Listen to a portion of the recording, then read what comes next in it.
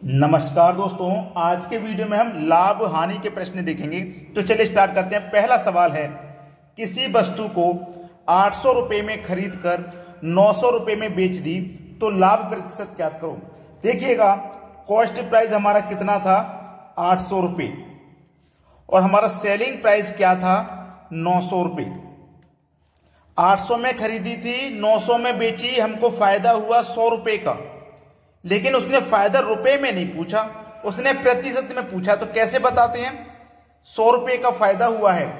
कभी भी आप प्रॉफिट या लॉस प्रतिशत में निकालें तो याद रखना, जो फायदा हुआ है ना, इसमें हमेशा कॉस्ट प्राइस से डिवाइड कर देना। तो कॉस्ट प्राइस आपका 800 रुपए है, और प्रतिशत में किसी भी चीज को बताना है तो 100 से गुना कर देना। 2 जीरो से आपके ये 2 जीरो कट जाएंगे। 8 से 100 में भाग दोगे तो 8 एकम 8 कटेगा, 2 बचेगा 20, 8 दूने का 16, 4 बचेगा, नहीं जाएगा तो 40, 8 पंजे 40, 12.5%। ये प्रश्न का बिल्कुल सही जवाब है, सी ऑप्शन। तो लाभ का प्रतिशत क्या होगा, 12.5%। सभी को समझ में आ गया? बेसिक सवाल था। अब देखते हैं अगला सवाल। अगला प्रश्न है, किसी वस्तु का क्रय मूल्य 8,200 रुपए था, तो 20% लाभ प्राप्त करने के लिए उसे कितने में बेचना होगा? बहुत अच्छा सवाल है। देखिएगा, एक तरफ लिखिए कॉस्ट प्राइस और दूसरी तरफ लिख दीजिए सेलिंग प्राइस। कॉस्ट प्राइस मान लीजिए 100 रुपया है। जब हमें किसी चीज का कॉस्ट प्राइस नहीं पता होता तो हम उसे 100 मान लेते हैं। कॉस्ट प्राइस 100 है और 20% का लाभ प्राप्त करना है, तो 100 की चीज पे 20 का लाभ प्राप्त करना है। तो इसका मतलब हम उसे कितने में बेचेंगे, 120 में बेचेंगे। 100 में खरीदेंगे, 120 में बेचेंगे, तभी तो 20% का लाभ होगा। क्लियर है ना? तभी 20% का लाभ होगा। अब हमसे बोला गया है कि हमारा जो क्रय मूल्य था वो 8,200 था। क्रय मूल्य यहां पे 100 है और हमें दिया गया है 8,200। तो ये 100 से 8,200 कितने गुना है? कितने गुना है? आप बोलोगे सर 82 गुना है।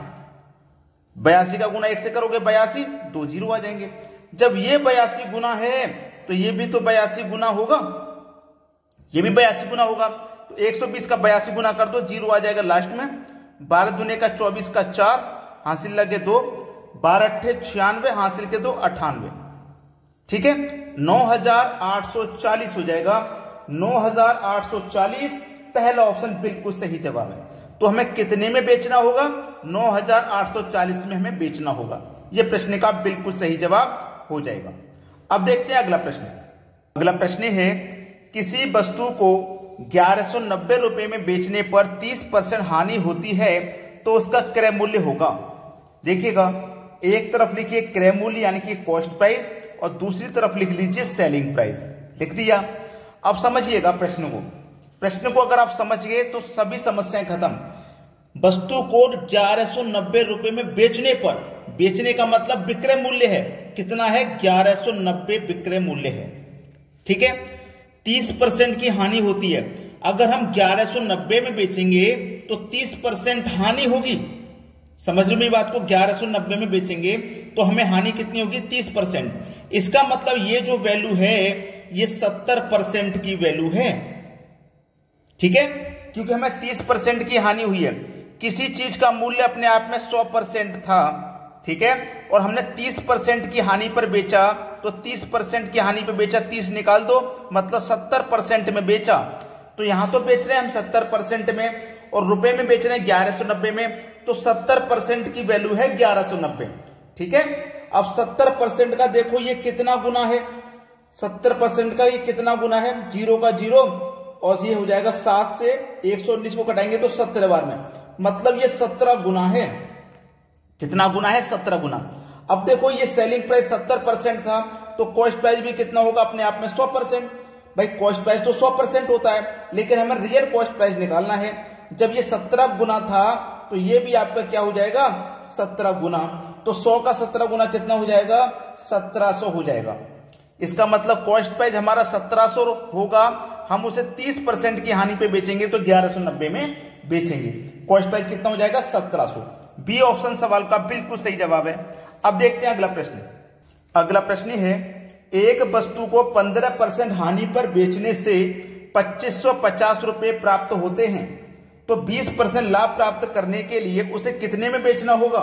देखिएगा, ध्यान देना प्रश्न को। एक है हमारा कॉस्ट प्राइस, ठीक है, दूसरा है सेलिंग प्राइस, और यहां पे एक और है सेलिंग प्राइस। तो ये सेलिंग प्राइस 1 और ये सेलिंग प्राइस 2, ठीक है। अब समझिए, कॉस्ट प्राइस नहीं पता, हम उसे 100 मानते हैं। अब हमारा कॉस्ट प्राइस 100 है, अगर मैं इसे 15% की हानि पर बेचूंगा तो 100 की चीज को 15 की हानि पर बेचूंगा, मतलब 85 में बेचूंगा, ठीक है। और अगर मैं 20% के लाभ पे बेचूंगा, 100 की चीज को 20 के लाभ पे बेचूंगा, तो मतलब 120 में बेचूंगा। तो ये मेरा पहला सेलिंग प्राइस हो गया, ये मेरा दूसरा सेलिंग प्राइस हो गया। मेरा पहला सेलिंग प्राइस है 85 और रुपए में रियल में कितना है 2550। कितना है 2550। तो 85 से 2550 कितने गुना है 30 गुना है। तो ये भी आपका कितना होगा 30 गुना होगा। तो ये 0 और ये 0 2 0 आ जाएंगे लास्ट में, 12 या 36, 3600 हो जाएगा। सवाल खत्म हुआ। डी ऑप्शन में दिया गया है 3600, तो कितने में बेचना होगा 3600 में बेचना होगा। ये इस सवाल का बिल्कुल सही जवाब है। अब देखते हैं अगला सवाल। अगला सवाल है, किसी वस्तु को 630 रुपए में बेचने पर 10% हानि होती है, तो 910 रुपए में बेचने पर कितने प्रतिशत लाभ या हानि होगी।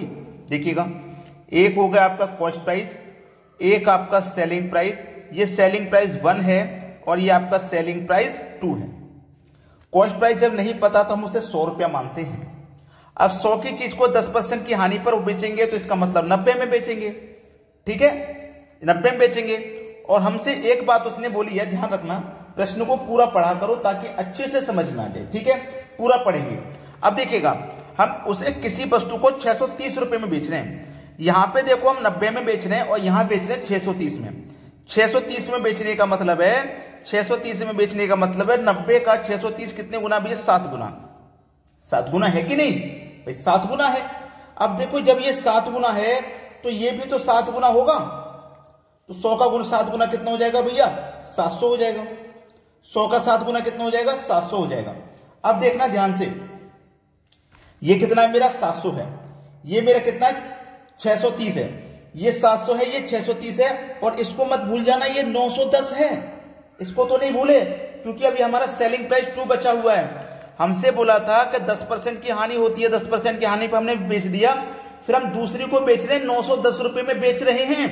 यहां 700 रुपए की चीज थी, पहला सेलिंग प्राइस 630 है और दूसरा सेलिंग प्राइस हमारा 910 है।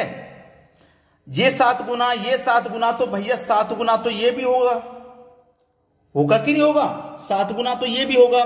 तो किस संख्या का 7 गुना है ये, देखो 100 का 7 गुना 700, 90 का 7 गुना 630, तो ये किस संख्या का 7 गुना होगा 130 का होगा भैया 7 गुना। 13 सत्ते 91 होता है, 130 का होगा 7 गुना। अब 130 का मतलब क्या है, कोई चीज 100 की होती है और 100 से 130 हो गई तो कितने का प्रॉफिट है भैया 30% का प्रॉफिट हुआ कि नहीं हुआ, 30% का प्रॉफिट हुआ कि नहीं हुआ। ये बात ध्यान रखना, पूरा प्रश्न को पढ़ा करो हमेशा। अब उसने पूछा था लाभ होगा या हानि होगी, तो 30% का प्रॉफिट हो जाएगा। बी ऑप्शन बिल्कुल सही जवाब हो जाएगा। क्लियर ना, हमारी चीज 700 की थी, 910 में बेच रहे हैं, 30% का हमें प्रॉफिट हो रहा है। अच्छे से समझ में आ रहा है सवाल। अब देखते हैं अगला प्रश्न।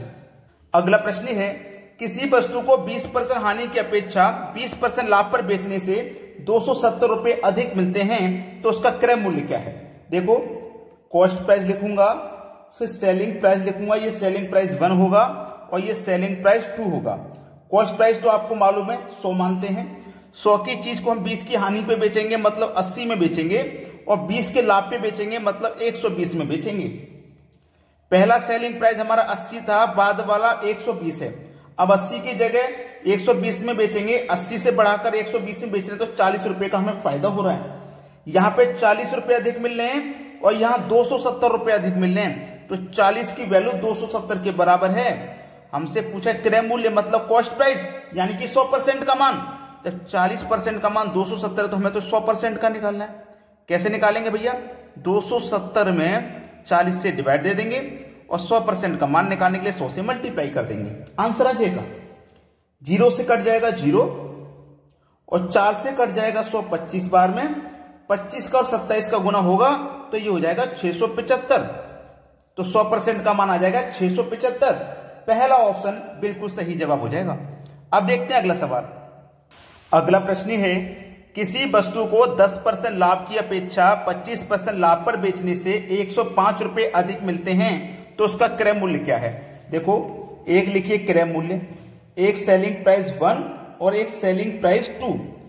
क्रय मूल्य क्या होता है 100 की चीज को 10 के लाभ पे बेचेंगे तो 110 में बेचेंगे, और 25 के लाभ पे बेचेंगे तो 125 में बेचेंगे।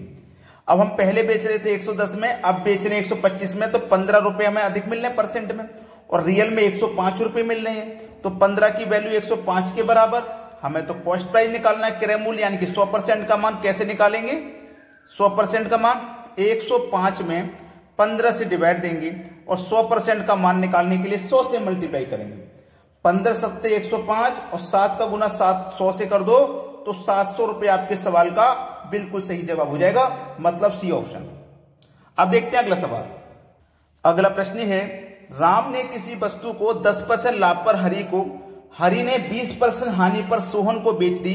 यदि सोहन ने उसके 8,800 रुपए दिए हों तो राम ने यह वस्तु कितने में खरीदी थी।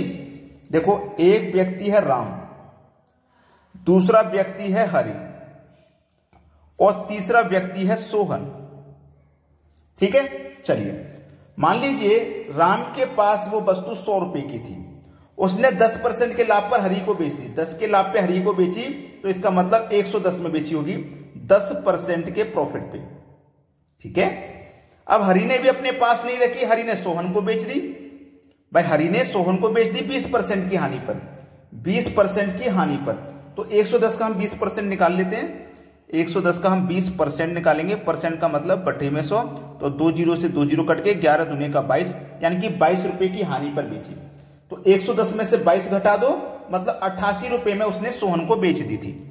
ठीक है, अब सोहन ने उसके 8,800 रुपए दिए हों। सोहन ने 8,800 रुपए दिए हैं, 8,800। यहां कितने दिए प्रतिशत में 88, रियल में दिए 8,800, तो कितने गुना है। आप बोलेंगे सर 100 गुना। जब ये 100 गुना वैल्यू है, याद रखना, जब ये 100 गुना वैल्यू है, उसने पूछा राम ने वह वस्तु कितने में खरीदी थी, तो ये भी तो 100 गुना होगी, ये भी तो 100 गुना होगी कि नहीं होगी भाई, ये भी 100 गुना होगी। तो आप 100 का 100 गुना कर दो तो ये हो जाएगा आपका 10,000। कितने में खरीदी थी, 10,000 में। पहला ऑप्शन आपके सवाल का यहां पे बिल्कुल सही जवाब हो जाएगा। अगर आपने वीडियो को अभी तक लाइक नहीं किया है तो सभी बच्चे लाइक का बटन दबा दें और कमेंट में हमें बताएं आपको हमारे वीडियोस कैसे लगते हैं।